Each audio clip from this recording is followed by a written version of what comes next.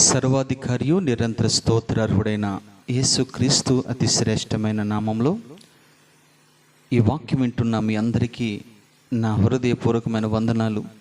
దేవుడు మిమ్మల్ని మీ కుటుంబాలు దీవించునుగాక. ఈరోజు అబ్రహాం యొక్క జీవితంలో ఉన్న సుగుణాల గురించి మనం ధ్యానం చేద్దాం. అబ్రహాం ఆశీర్వాదానికి కారణాలు ఏమిటి అని మనం ధ్యానం చేయబోతున్నాం. అబ్రహామును దేవుడు ఎంతగా హెచ్చించడానికి, ఎంతగా దీవించడానికి గల కారణాలు ఏమిటి? అబ్రహాము దేవునికి స్నేహితుడిగా మార్చబడ్డానికి, అబ్రహాము విశ్వాసులకు తండ్రిగా మార్చబడ్డానికి గల కారణాలు ఏమిటో కొన్ని విషయాలు మనం ధ్యానం చేద్దాం. ఆదికాండము 12వ అధ్యాయంలో 1వ వచనం నుంచి మనం చదువుకుంటే, నీవు లేచి నీ బంధువుల నుండి, నీ రక్త సంబంధికుల నుంచి, నీ తండ్రి ఇంటి వారిని, నీ గ్రామాన్ని విడిచిపెట్టి నేను చూపించే దేశానికి నువ్వు బయలుదేరి వెళ్ళాలి అని ప్రభు అక్కడ సెలవిస్తూ ఉన్నాడు. అప్పటి వరకు ఈ దేవుడు ఎవరో తనకు తెలియదు. ఎప్పుడు దేవుని చూసింది లేదు, ఈ దేవుని ఆరాధించిందో లేదు. అయినప్పటికీ కూడా తన అన్వేషణలో ఈ ప్రభువును వెతుక్కుంటూ వచ్చాడు. ప్రభు అంటాడు కదా, నన్ను వెతుకు వారికి నేను దొరికే దేవుణ్ణని. అబ్రహాము వెతుకుతూ వచ్చాడు. ఎవరు నిజమైన దేవుడు, ఎవరు సృష్టికర్త అని తన అన్వేషణలో వెతుకుతూ ఉన్నప్పుడు అబ్రహాముని దేవుడు తన ఆశను చూసి, దేవుడే తనకు ప్రత్యక్షమై తనతో దేవుడు మాట్లాడుతున్న మాటలు ఇవి.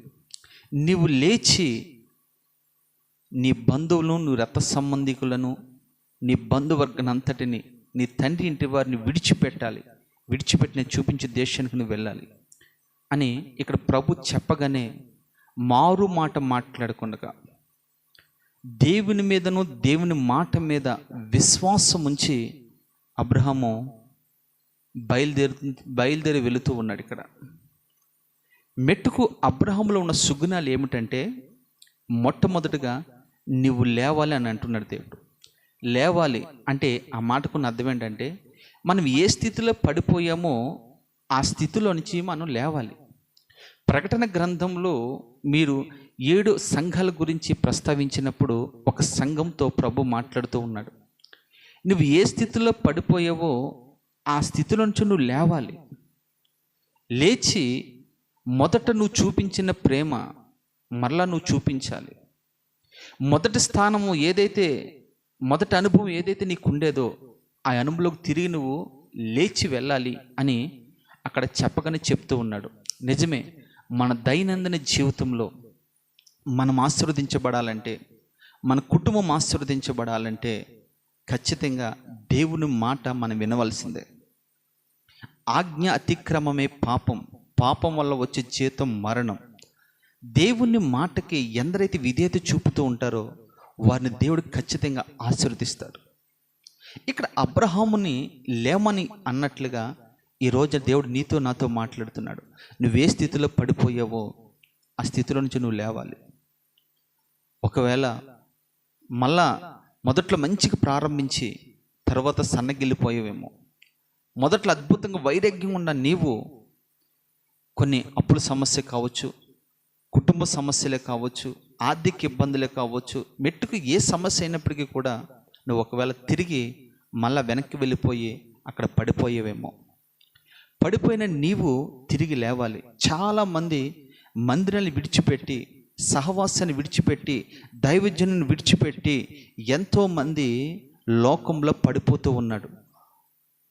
ఒక మాటలో మీకు చెప్పాలంటే, యెరూషలేములో నుంచి యెరికోకు దిగిపోతున్న ఒక వ్యక్తి పడిపోయి ఉన్నాడు. దొంగల చేతిలో పట్టబడ్డాడు.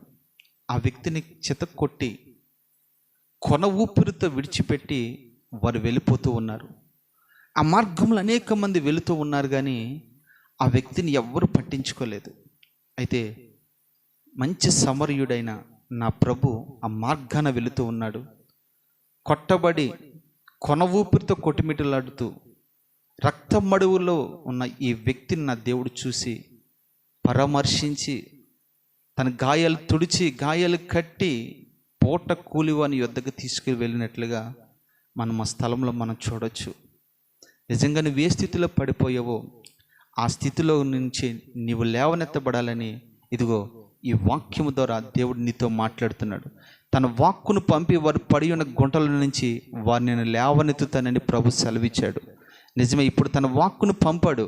నువ్వు ఏ స్థితిలో పడిపోయి ఈ వాక్యం వింటున్నావు సహోదరుడా, ఓ సహోదరి, ఈ వాక్యం విన్న నీవు వెంటనే ఏ స్థితిలో పడిపోయావో ఆ స్థితి నుంచి నువ్వు లేవాలి. ఒకవేళ సినిమాల దగ్గర పడిపోయేవేమో, ఒకవేళ టీవీ దగ్గర పడిపోయేవేమో, ఒకవేళ సెల్ ఫోన్ దగ్గర పడిపోయేవేమో, ఒకవేళ ఇంటర్నెట్ దగ్గర పడిపోయేవని, ఒకవేళ పాప కార్యములు ఎక్కడో ఒక స్థలంలో నీ పడిపోయి ఉన్నావేమో, ఆ స్థితిలో నుంచి నిన్ను లేవమని నా దేవుడు హెచ్చరిస్తూ ఉన్నాడు. నువ్వు లేచి నేను చూపించే దేశానికి బయలుదేరు అనగా అబ్రహాము ఆ మాటకి విధేయత చూపి అవన్నీ విడిచిపెట్టాడు.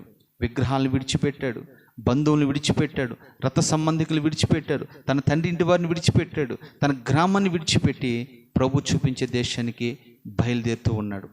రెండోది ఎడపాటు అయిన జీవితం. ఇక్కడ రెండోది వాటన్నిటి నుంచి ఒక ప్రత్యేకమైన అనుభవంలోకి అబ్రహాము వస్తూ ఉన్నాడు. దేవుడు నిన్ను ఆశీర్వదించాలంటే మెట్టుకు మొట్టమొదటిగా నువ్వు లేవాలి. రెండో అనుభవం ఏంటంటే నువ్వు ప్రత్యేకించబడాలి. ప్రత్యేకించబడకుండా దేవుడు నిన్ను ఆశీర్వదించడు. దేవుడు మొట్టమొదటిగా చెప్పిన మాట, నువ్వు ఫలించి అభివృద్ధి పొంది విస్తరించి భూమిని నిందించండి అని చెప్పాడు. దేవుడే నిన్ను ఆశీర్వదించాలని యొద్దకు వచ్చి మాటలు మాట్లాడుతూ ఉన్నాడు. రెండోది, నీ జీవితం ప్రత్యేకమైనదిగా ఉండాలి. లోకంలో నుండి నువ్వు ప్రత్యేకించబడాలి. లోక సాంప్రదాయాల్లో నుంచి నువ్వు ప్రత్యేకించబడాలి. విగ్రహారాధనలో నుంచి నువ్వు ప్రత్యేకించబడాలి. మనం అనొచ్చు, నేను విగ్రహాలు ఎప్పుడు విడిచిపెట్టానండి అనొచ్చు. లేదు, భౌతిక సంబంధమైన విగ్రహాలను విడిచిపెట్టావు కానీ ఆత్మ సంబంధమైన విగ్రహాలని విడిచిపెట్టలేదు. ఆత్మ సంబంధం అంటే కనబడని విగ్రహాలు ఇవి. అవి కనబడే విగ్రహాలను విడిచిపెట్టావు. కనబడని విగ్రహాలు నీ హృదయంలో ఇంకా ఉన్నాయి. కనపడని విగ్రహాలు అంటే ఏంటి అని అంటే, ఒకటి, నీవు దేవుని కన్నా దేనిని నువ్వు ఎక్కువగా ప్రేమించిన, దేనిని ఎక్కువగా నువ్వు ఆరాధన చేసినా అది ఒక విగ్రహం. అది నీ భర్తే కావచ్చు, అది నీ భార్య కావచ్చు, అది నీ పిల్లలే కావచ్చు, అది నీ ఉద్యోగమే కావచ్చు, అది నీ వ్యాపారమే కావచ్చు, అది నీ చేతి పనే కావచ్చు, అది మరొకటి ఏదైనా కావచ్చు. దేవుణ్ణి తప్ప నువ్వు వేటిని ఎక్కువగా గణపరిచిన, వేటిని ఎక్కువగా ప్రేమించిన అది ఒక విగ్రహారాధనని ప్రభు పేట మీకు మనం చేస్తూ ఉన్నాను. రెండోది, వాటన్నిటిని మనం విడిచిపెట్టి ప్రత్యేకించబడిన వారుగా మనం ఉంటే దేవుడు ఖచ్చితంగా నిన్ను, నీ ఇంటి వారిని నా దేవుడు దీవించునుగాక. మూడోది చూస్తే, అబ్రహాము దేవుని మాటకు విధేయత చూపుతూ ఉన్నాడు, దేవుని మాటకు లోబడుతూ ఉన్నాడు. మూడోదిగా చూస్తే అబ్రహాము జీవితంలో ఉన్న ఆశీర్వాదం ఏంటి తెలుసా? విధేయత. చాలామంది దేవుని మందిరానికి వెళ్తూ ఉంటారు, చాలామంది వాక్యం వింటూ ఉంటారు, చాలామంది పాటలు పాడుతూ ఉంటారు, చాలామంది వర్షిప్ చేస్తూ ఉంటారు, చాలామంది సంఘంలో అన్ని కార్యక్రమాల్లో పాలు పొందుతూ ఉంటారు. అయితే వారి జీవితంలో వాళ్ళ ఆశీర్వాదానికి కారకులు కాకపోవడానికి మరొకటి కారణం ఏంటి తెలుసా? విధేయత చూపకపోవటమే. ఎవరికి విధేయత చూపాలి మనం అని అంటే, మొట్టమొదటిగా నువ్వు ఆరాధిస్తున్న దేవునికి విధేయత చూపేవాడుగా నువ్వు ఉండాలి.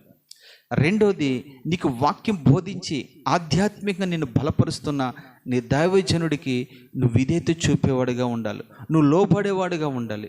మూడోదిగా చూస్తే నీ తల్లిదండ్రులకి, నిన్ను కన్న తల్లిదండ్రులకి నువ్వు విధేయత చూపేవాడుగా ఉండాలి. సంఘంలో సంఘ పెద్దలకి నువ్వు విధేయత చూపాలి, నీకంటే పెద్దవారికి నువ్వు విధేయత చూపుతూ ఉండాలి. ఆ విధేయతలోనే ఉంది నిజమైన ఆశీర్వాదం.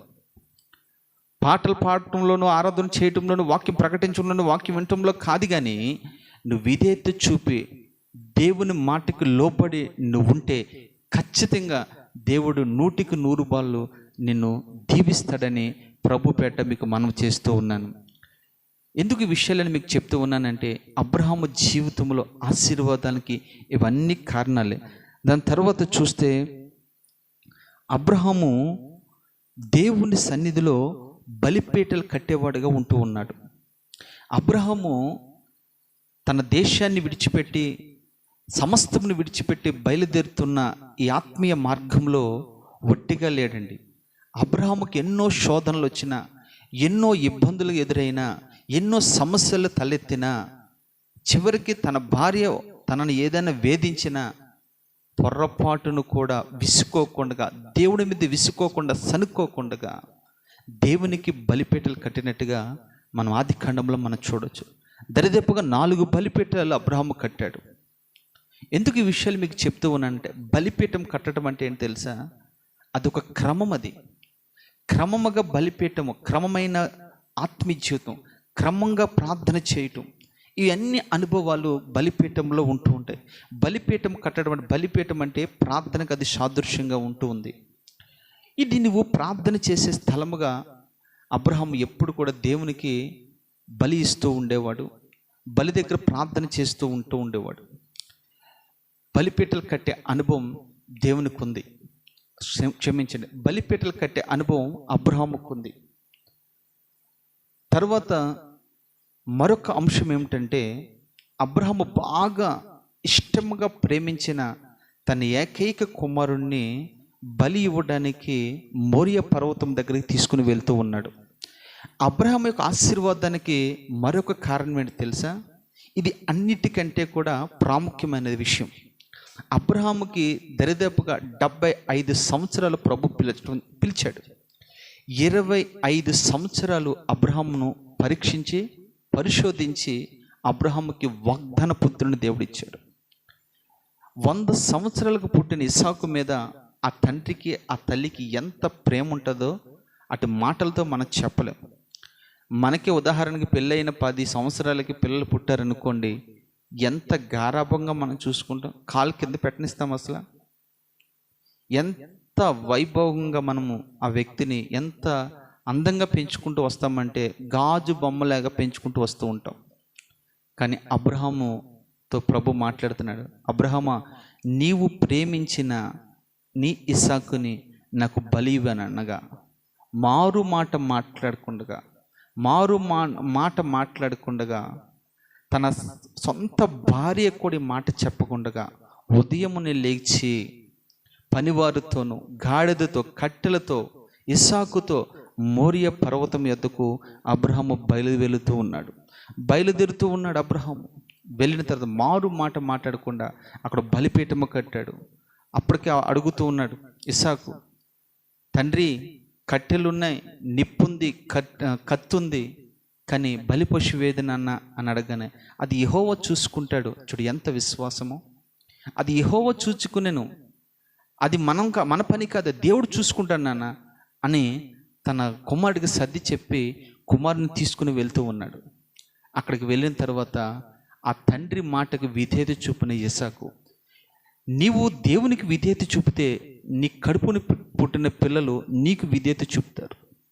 నువ్వు పెద్దల పట్ల విధేయత కలిగి ఉంటే నీ పిల్లలు కూడా నీకు విధేయత చూపుతారని ప్రభు పెట్ట మీకు మనం చేస్తున్నాడు. అక్కడికి వెళ్ళిన తర్వాత మారు మాట మాట్లాడకుండా ఇస్సాకు కాలు చేతులు కట్టి బలిపీఠం మీద పండబెట్టి బలిపీఠం మీద పడుకోబెట్టి వెంటనే కత్తి పైకి లేపినప్పుడు యెహోవా దూత అక్కడ అబ్రహాముతో మాట్లాడినట్లుగా ఇస్సాకు బదులుగా ఒక పొదలో చిక్కబడి ఉండట చూసి ఆ పొట్టెలను తీసుకుని వచ్చి ఇస్సాకు బదులుగా ఇదిగో ఈ గొర్రెపిల్ల వధి అని యేసుక్రీస్తు ప్రభువారు అక్కడ వధైనట్లుగా ఆ గొర్రెపిల్లకు సాదృశ్యంగా ఉన్న యేసుక్రీస్తు ప్రభువారు అక్కడ మనకు కనబడుతూ ఉంటారు.